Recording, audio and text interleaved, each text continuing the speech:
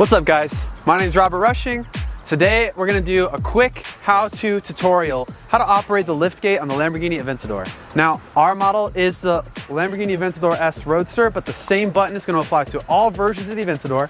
It's even located in the same spot on all different Huracans. So without further ado, let's get into it. Okay. Once you are inside the Aventador, you're going to locate the center console and then this strip of buttons right below the main entertainment screen. Now the button you're looking for is the second from the left. You're going to know this is the liftgate button because it has a silhouette of a car and an arrow under the front tire indicating that it's going to lift. This is your liftgate. This is the button that's going to save your life. It is a very expensive button.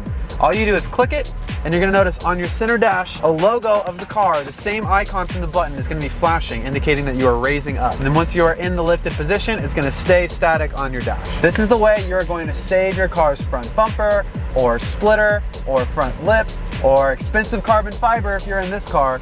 It is a very important button. This is going to give you that extra bit of clearance, so you don't need to worry anymore. After you've passed that angle, all you do is click this one more time.